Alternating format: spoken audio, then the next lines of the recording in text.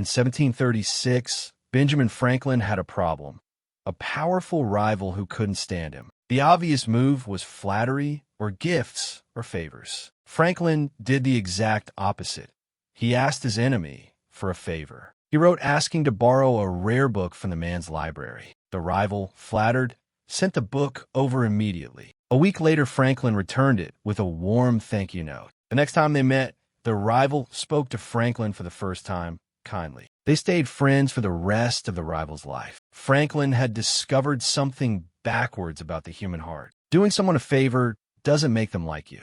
Getting them to do you a favor makes them like you. This strange reversal is what psychologists now call the Ben Franklin effect. It sounds absurd until you see the experiment. In 1969, psychologists Jecker and Landy staged a rigged trivia contest. Students won a small pile of cash answering questions. Then, for one group, the researcher approached them personally. He said his own funds were running low and asked for the money back as a favor. A second group was asked by a secretary on behalf of the department. A third group simply kept the money. Afterward, everyone rated how much they liked the researcher. The students who gave the money back to him personally liked him the most. The favor cost them money, and it bought him their affection. Why would giving something up make you like the person who took it? Because your brain hates contradictions. Psychologists call the discomfort cognitive dissonance. You just did something kind for a person you don't even like. Your actions and your feelings no longer match. So the brain quietly edits one of them, and actions are harder to undo. It rewrites the feeling, I helped him, so I suppose I must like him. You don't act from your beliefs nearly as often as you believe from your actions. Psychologists call that self-perception.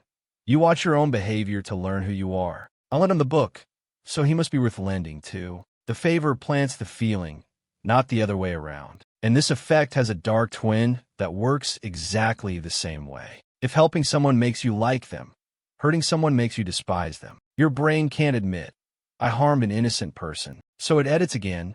They must have deserved it. That's why grudges deepen with every unkind act in both directions. Soldiers, bullies, and feuding neighbors all ride the same loop downward, which means the loop can be written upward too. Every small kindness you perform quietly recruits your own heart. So how do you actually use the Ben Franklin effect? Stop trying to win people over by doing things for them. Instead, try asking them for something small that's easy to give. Borrow a book, ask advice, request their opinion on something they know well. A small ask says, I trust you, and I think you're capable. Their brain does the rest.